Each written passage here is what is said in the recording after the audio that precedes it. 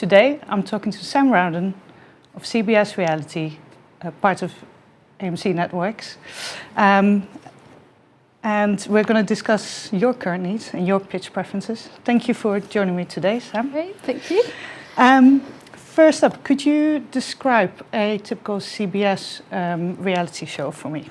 So we focus purely on true crime. So that's sort of our genre. We've been working in that space for over 10 years. So I feel like I know murder quite well by now. So something we look for and what really works with our audience is telling the crime, but from an authentic, genuine point of view. So we very much look for sort of new experts in their fields. We look for new detectives to tell the story. Anyone who is properly first-hand account at the scene and can just sort of give us little nuggets of information or insight that maybe the audiences haven't read or heard about or seen in any other sort of media. And do these stories need to be UK-based or have a strong UK angle? There's definitely value in UK stories. We have American content quite a lot, and we love it, but it's really nice to balance that with local British UK crime. So it's a mix. There's definitely value in having some UK. It really helps with marketing and PR. You know, it brings its own natural sort of PR values by having the local papers. You know, as soon as we're filming a case somewhere around the UK, and the local papers will pick up on it. So yeah, a balance really, but UK is important, yeah. And when you look at your schedule, do you have any slots that you're looking to fill specifically, or are there any periods in the schedule that you think I can do with a refresh though? Yeah, I mean, true crime predominantly plays in our post-2100 just because of the nature of the murders. But we are always looking for that sort of crossover between our sort of daytime lineup, moving into our sort of 8 p.m. slot really, and it's a tricky one because as an audience you'd quite like to step into the crime space, but from an Ofcom and regulatory point of view you've still got that hour to wait. So we've worked hard with actually just re-editing a lot of our content to be playable in that time slot. So just by taking out some of the really slightly more gory or more real elements of the programme, we've been able to do that. But if anyone could come up with a really nice idea that was still crime focused and still had the detail and the intrigue and all the investigation elements that work really well, but able to play that little bit earlier, then we'd be very interested, yeah. Okay. You just mentioned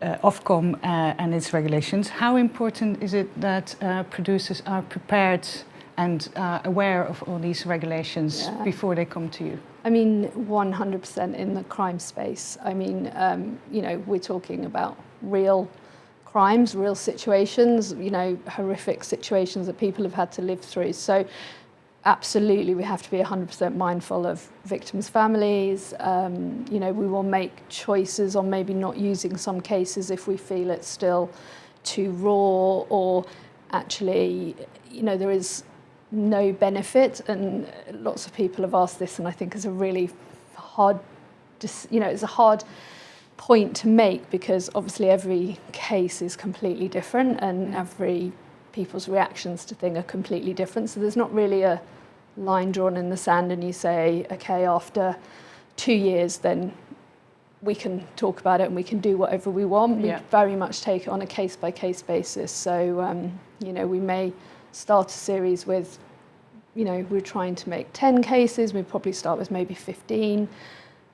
And we'll really go into detail with the producers and, you know, do our due diligence on checking with family members and making sure that, you know, it's a story they want to tell. And quite often they do want to tell it because they want people to learn from, you know, what's happened to them. And, you know, of course, you know, nobody wants to see that happening again. So that quite often is a driver. But if, you know, there is a real reluctance, then we will definitely take heed to that and move on to something else. Sadly, there are a lot to choose from. Yes. So, yeah. That's not a positive No. for once. Yeah. You said, okay, so there is no hard and fast rule, but are there any taboos? Are there any crimes you would not cover? Yeah, I'd probably say I don't think we have anything in mind. I think it would just, as I say, something we'd probably evaluate at the time. I can't think of a case that maybe others are covered that I would be, absolutely we wouldn't do. So, I don't know. I think it's best, I think, with creative and programming, be open-minded, but, just make your own decisions as and when they are raised. So okay.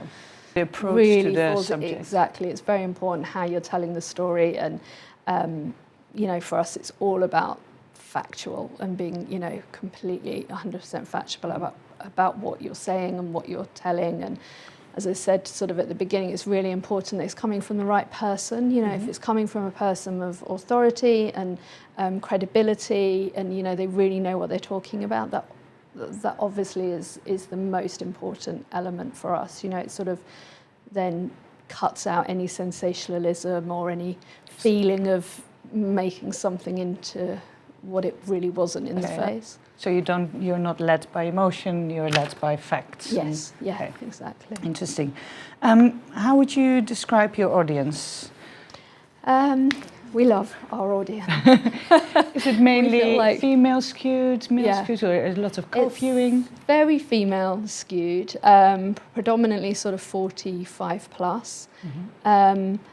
We do a lot of research and we do a lot of talking with our audience, and it never ceases to amaze me just how much they know. I mean, true crime is, at the moment a big genre across all media, but just their level of knowledge, their level of intrigue in the case, and it isn't what you think it would be. It's not about the actual act of the crime. They don't care whether someone was sadly stabbed 10 times or 500 times. What they care about is how the police reacted, how it was investigated, with all our new technologies, with the forensics and all those angles.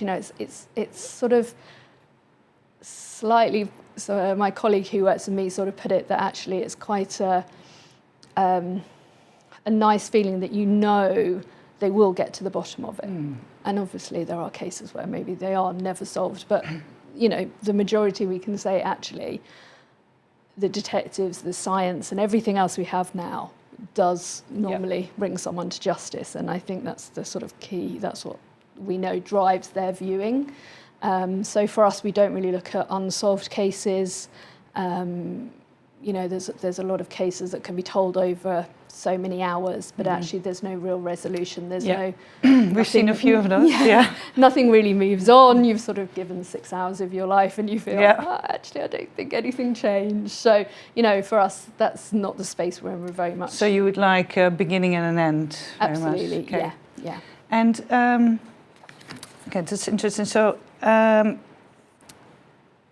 if we look at shows could you name examples of shows that are maybe on either on your network but also on other networks that you think that's something that would work or does work really well for me, and it's something I would like more of? Definitely. Actually, I can't really think of one I would desperately love from someone else. Probably it would be an acquisition, like a long-running, American crime show, and obviously, that's your dream team, something that, runs for, however many seasons. So that would probably be on my wish list. But I think ones that sort of, for us, that we have already commissioned that really sit well in our space and have really resonated with our audience would be, think of 2 examples. So Evidence of Evil. So we're now up to about 52 hours of this one, and it's very much focusing in on, as I said, they love the detail, the forensic nature. So it takes a case, and each case has a an amazing quirk to it, that maybe they found a dog hair in the footwell of the car and they managed to link this dog hair, which was a unusual breed, and they managed to link it back, and that's how they caught the killer. So it's all these sort of new nuggets, or they're doing mud samples was something I watched the other day, and they managed to work out from the pollen in the mud where the killer was located, and so it's all those elements. So that's the series. It's a very traditional straight retelling of the case, but again you've got all those experts and scientific elements brought to the table. And then another series for us is Donal McIntyre's Murder Files. So Donal McIntyre's done quite a few series on the channel for us. Our ladies love Donal. He sort of is up there in their world of investigators. And yeah, absolutely. So with this series, we were trying to get Donal back to his sort of journalistic roots a little bit more. And so it's very much actually this sort of setup where he's actually interviewing the key detectives from each case. So it's just really highlighted and shown, how there are just so many bits, just small information, like it took over their whole lives. One guy was at his son's birthday party, and then they suddenly got the call and this case had come in, and, he didn't go home for 18 days or something, because it's all consuming, that's what they do, and then just getting all that detail straight from the first person, from the horse's mouth, really is really important. So they've sort of both done really well. We have a new series that's in production at the moment that's launching in September,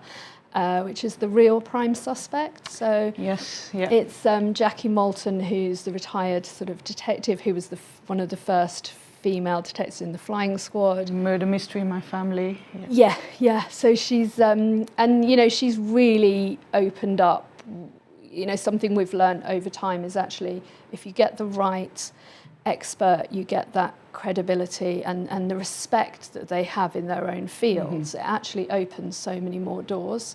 So we've had people coming out who have never spoken before about these cases, who are very closely linked to it, but because Jackie has said, I'm doing this show, they have a comfort that we're doing it for the right reasons, and we're not sensationalising, or we're not there to damn the police in any way. So that's definitely something I think we're looking for going forward as well, is that sort of getting to the right people who actually open new doors for you, because it's tricky to keep finding a different way to tell a crime, and So. And are you looking for hour-long shows or half hours as well? Predominantly hour. For the UK, it's hour. We're also producing for Africa and Poland. Poland tends to be half hours. That's their preferred format. Africa's a mix, actually. So, but predominantly for the UK, hours. And in terms of the content itself, are producers okay to use reenactments, or you already said no cold cases? What are the do's and don'ts? So it's for us. It's, as we said, it's the a completed case, but the interview and the access is key. But equally, we do like some reconstruction, and not to the point that maybe you need to see the actual horror of the event, but what we like to know is, you're putting someone in that mindset of the story, or the case they're listening to. So it's the sort of sinister nature of someone walking down the road, and you sort of know where they're going or what's likely to happen. So for us, it's sort of the intention maybe of what's about to happen, and it's sort of the sinister nature of something. So we sort of, I don't know, I always say it's more sort of scene setting rather than it is a dramatic blow-by-blow account of what took place. So that works sort of well for us, but we definitely like a good proportion of it to bring things to life. Let's talk pitch preferences. So in what form should a pitch be delivered to you? What is your preference there? So we're quite happy with just a paper pitch. I quite like to sort of have the view of what the series can be, but also a bit of either just a beat sheet or some sort of explanation on the flow of an episode and how it would unfold. Does it need to have any visuals? It doesn't. It doesn't, but it does help. I mean, we're all visual people, Yeah. so I mean, it does absolutely help, but it isn't a must. And Okay. actually, a lot of times, you know, if it's actually the expert or there's someone that is the driving force of the idea, just to see them in something else, it doesn't have to be, Okay. you know, a formed sort of teaser or taster tape of the actual idea. It can, you know, we're very good at just seeing beyond that and seeing how those people could be put into something that works for us. So is having that access to either, well, to talent, is that a must? Or could yeah, you that's why- work in yeah, afterwards? it's interesting and it helps. But then the two examples I gave, like the evidence Of evil? evidence of evil, they're all called something. Yeah. Evidence, Yeah. evil, murder. Yeah, they all blend into one after a while, thanks. But yeah, so evidence of evil, you know, that one isn't hosted at all. You know, there is no hosting, there's no particular returning expert or anything. Okay. So, you know, that's worked equally as well for us. Yeah. So, it's not a must. I think it's, as we're doing more and more and more, it gets harder, and sometimes that is a way to bring something new to the table. Yeah. But actually, if it's just a new way of looking at crime or, you know, taking it from a different angle without a specific person attached, equally interested in that as well, yeah. If it's a bigger production, would you be open to co-productions? Yeah, we've done lots of different models actually. Yeah, we've co-produced with quite a few US channels and services. So yeah, absolutely. We're not the biggest sort of player on the block, so co-production is sometimes the best way forward, you know, to get the best we can Yeah. get on screen as well. Would So- you pilot shows or have any development funding? No, sadly not. No? Yeah, this is a constant conversation at my end. No, we haven't, and it's something we constantly talk about and try and push for, so whether that may change, but at the moment, no, we don't really. I mean, we are more than happy to actually, and most of our best ideas have actually come from just taking the time to sit down and really talk through the idea, you know, and really bring it back to the core of what it is and then build it back up to what it could be that we know our audience will love. So I think we're really collaborative in that way. We're really open to spending the time up front and really talking it through and getting it to what we want it to Knowing be. what you, yeah, exactly. And I guess it helps if you know what you want as well, yeah. And so as a producer, I've emailed you my my outline. How long does it generally take for you to get back to me? Sorry, it's a dreaded question, but it helps to know what to expect. I'd like to say 3 days, but it would be a lie. I mean, we don't really have like a pitch process, so we don't have set times of the year that we work towards, but we're actually really busy at the moment looking at our 2020 slate, and we have a lot of returning brands, which is great, but also is negative because it actually stops you from doing something new. Yeah. So it's got two sides to that. So we're looking at 2020 now, so we're sort of hoping to make some decisions really within the next couple of months. So that's sort of... Now is a good time to approach you. And quickly. Okay. Yeah, Okay. but I guess our response is, I would say, we try and get back within... I mean, some things will come back quickly on some things. If we're thinking it through, it probably means we haven't come back quickly, but let's say 3 months. That sounds a long time, but yeah. I think it might be it's realistic. probably the average. Yes. Of the Oh, okay, compass, good. so don't worry. I'm not the worst. Yeah. Yeah. Do you have any final words of wisdom for any producers looking to pitch to? No, I think maybe just, I don't think, you know, we're that well known for producing our own content, because it's really the only channel we do it for in our portfolio. So just to say, we are looking for content, and yeah, we're pretty open-minded. We're easy to work with, I believe, and you know, yeah, come to us and come with some ideas, and we'd love to look at them and then maybe meet up and talk about them as well. So. Yeah. Great. Well, thank you for taking the time to talk to us today, Yeah, Sam. thank you. If you've been watching, if you want to find out more about the needs and preferences of CBS Reality or their current slate, or if you'd like to find out more about Broadcast Intelligence Commissioner Index, go to broadcastintel.com and request a demo. Thank you.